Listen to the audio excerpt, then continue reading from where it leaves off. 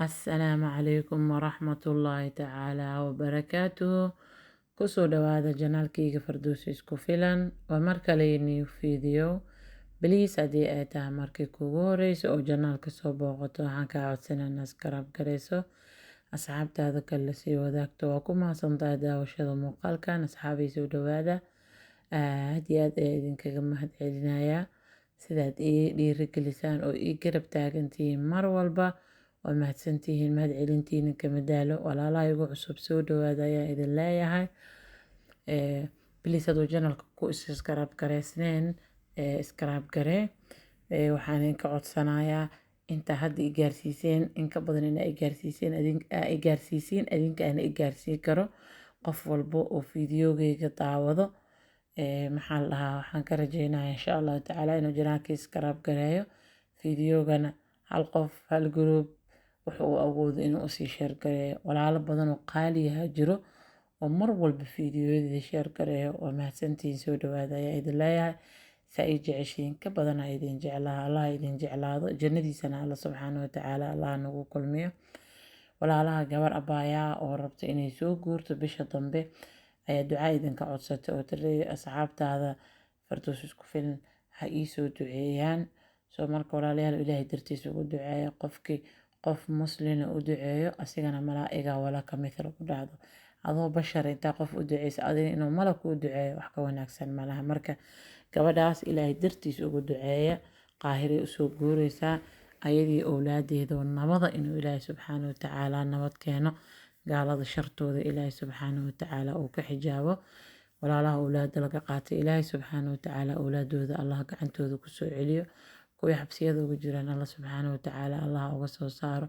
kuwii madax adag yihiin baariyaal Allah uga dhigo. owlaada Allah noo xifdiyo, diintiisa Allah subxaanahu wa tacaala Allah noo jeclaysiiyo, quraankiisa ilaahay subxaanahu wa tacaala Allah noo baro. ilaahay owlaada Allah noo xifdiyo, owlaad baariyiina ilaahay subxaanahu wa tacaala Allah nooga yeelo. annagana waalid baariya Allah subxaanahu wa tacaala Allah naga dhigo. walaalaha soo dhawaada ayaa idin leeyahay.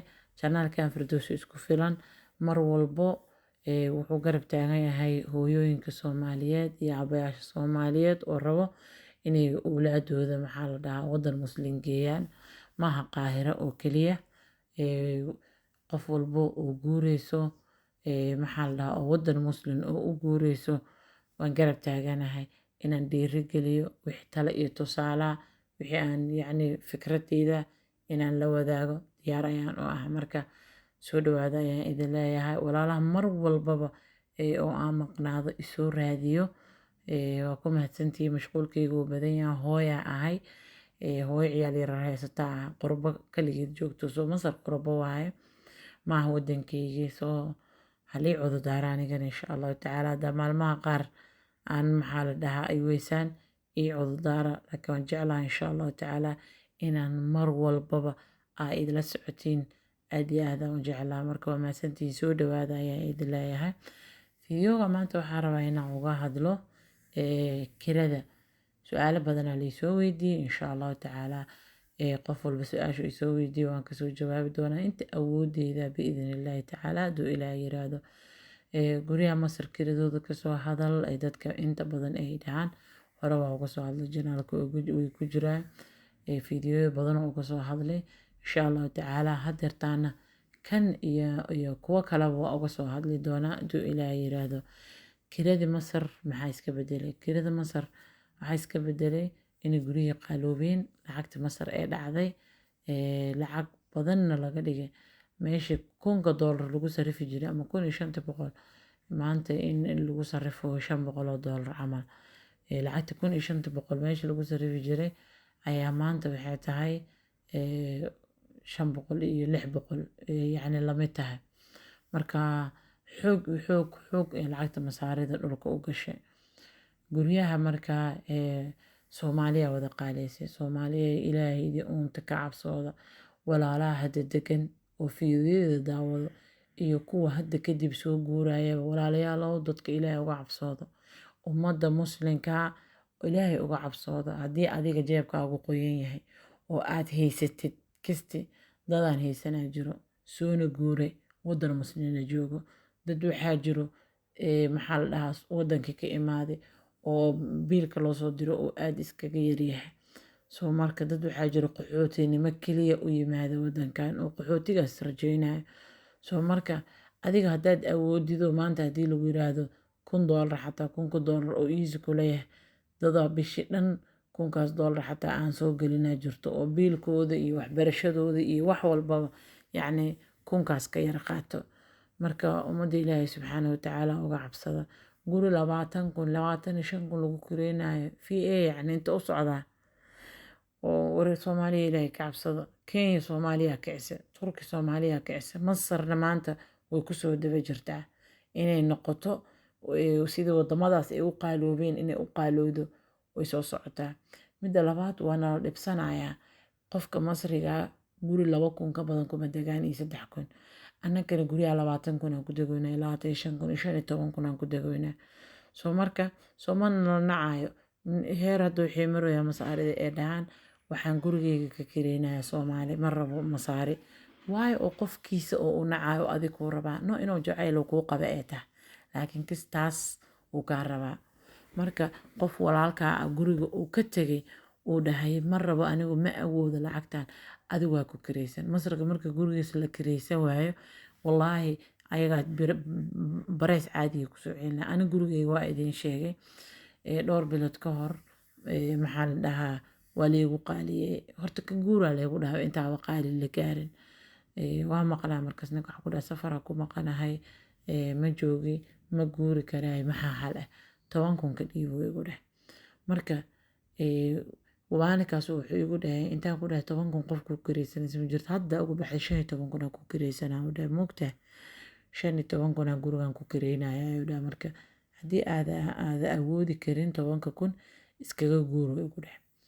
marka haddii aniga aan guuro waxaa ogahay gabadha 15,000 uu sheegayo ku siin lahayd maadaama guriga iskoolka uu dhow yahay oo jiiradan bis oo iskoolka Bukhaari uu ii jiro 2 daqiiqo bis oo ii jira jiiradan oo gurigeyga jiiradiisu ku yaalaa. marka asxaabay soo dhawaada ayaa idin leeyahay aad iyo aad ay u mahadsantihiin walaalaha soo socdo.